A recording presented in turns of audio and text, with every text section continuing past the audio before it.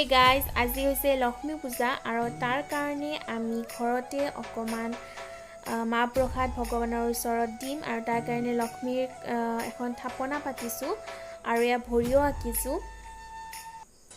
এতিয়া আমি সন্ধিয়াৰ বাহিৰত চাকি দিবৰ কাৰণে এইখিনি চাকি জ্বলাই লৈছো আৰু থাপনাৰ চাকি গছো আমি জ্বলাই দিছো।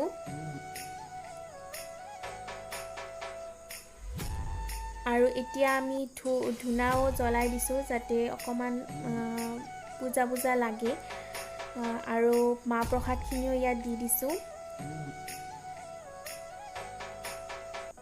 এতিয়া পূজাৰ কাৰণে পায়স বনাইছো। আমি পূজাত পায়সও দিওঁ, প্ৰতি বছৰে দিওঁ পায়স।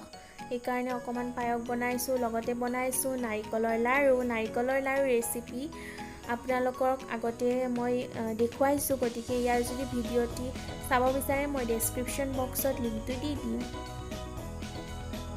আৰু এয়া হৈছে গুড়া, জহা চাউলৰ গুড়া।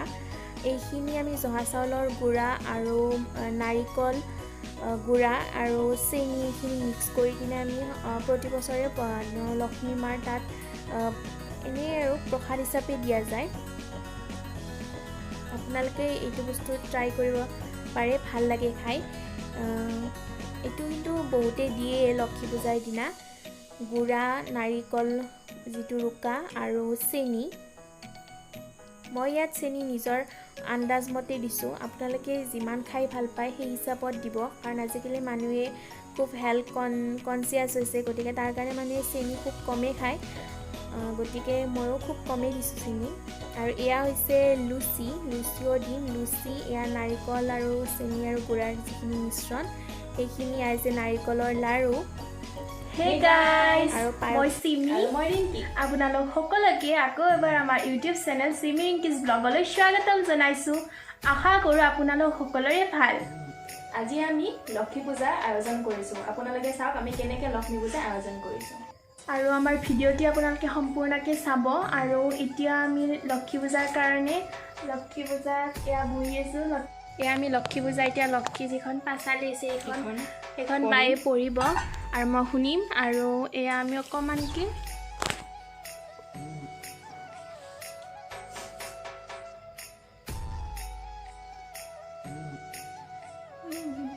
আমি মা প্ৰসাদখিনি লক্ষ্মী দেৱীৰ আগত আমি দি দিলোঁ আৰু এতিয়া আমি অকণমান পাঁচালিখন এয়া বায়ে আঁকিছে লক্ষীৰ ভৰি আৰু ৰঙাকেইখন মই বনাইছোঁ। বেছি ভাল হোৱা নাই, তথাপিও এনেই অকণমান ট্ৰাই কৰিছোঁ বনাব।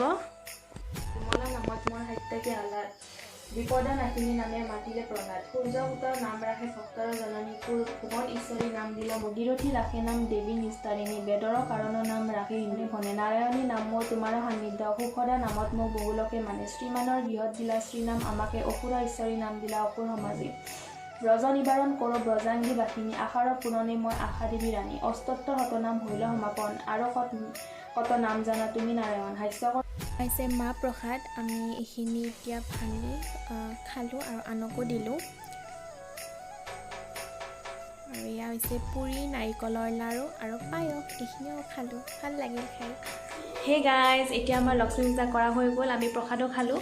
এতিয়া আমি আজি কি কৰিম তাকে আপোনালোকক দেখাম, কাৰণ আমি আজি ব্ৰত ৰাখিছিলোঁ। আমি ৰাতি আজি কি খাম আপোনালোকে চাই যাব। আপোনালোকে বাৰু লক্ষ্মী পূজাৰ ৰাতি কি খাই প্লিজ জনাব।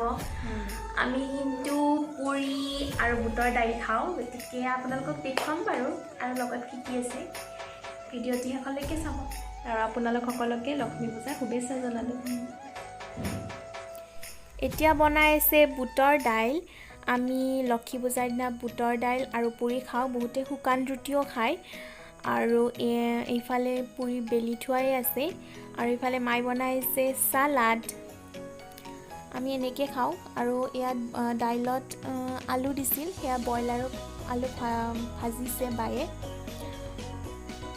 আৰু এয়া আমাৰ বুটৰ দাইল, পুৰি, চালাড আৰু আলু ভাজি। যদি আমাৰ ভিডিঅ'টো চাই আপোনালোকৰ ভাল লাগিছে তেতিয়াহ'লে লাইক কৰিব, শ্বেয়াৰ কৰিব, ছাবস্ক্ৰাইব কৰিব আৰু কাষতে থকা বেল আইকনটো প্ৰেছ কৰিবলৈ একেবাৰে নাপাহৰিব।